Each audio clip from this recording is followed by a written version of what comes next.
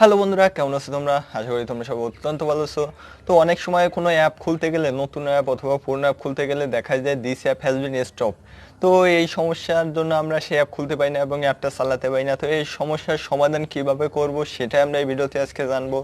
তো চলো স্টার্ট করি।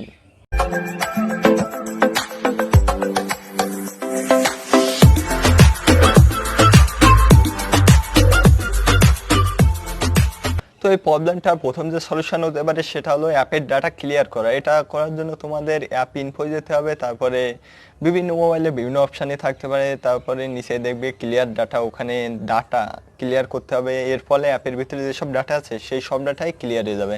তার ফলে অ্যাপটা মানে নতুনভাবে শুরু হবে এবং এইভাবেই তুমি এই প্রবলেমটা সলভ করতে পারবে।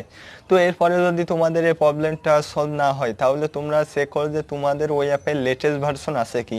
এখন লেটেস্ট ভার্সন তোমরা আছে কি কীভাবে বুঝবে, সেটা হচ্ছে তোমরা প্লে স্টোরে যাবে, ওখানে যদি আপডেট দিতে বলে তাহলে অ্যাপটাকে আপডেট দিয়ে নেবে। আর যদি আপডেট অলরেডি দেওয়া থাকে তাহলে ওইটাই আছে লেটেস্ট ভার্সন ওই অ্যাপের।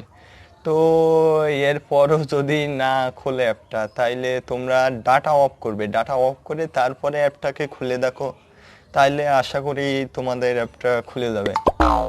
তো তারপরে যদি তোমাদের না খোলে অ্যাপটা তাহলে তোমাদের মোবাইল রেজিস্টার দেওয়া ছাড়া আর কোনো উপায় নেই।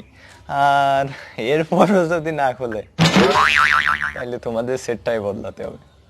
তো বন্ধু এটাই ছিল এই সরি, তো এই প্রবলেমটার সলিউশন এইগুলোই হতে পারে। এইগুলো তোমরা ট্রাই করতে পারো যদি তোমাদের এই ধরনের প্রবলেম দেখা দেয়।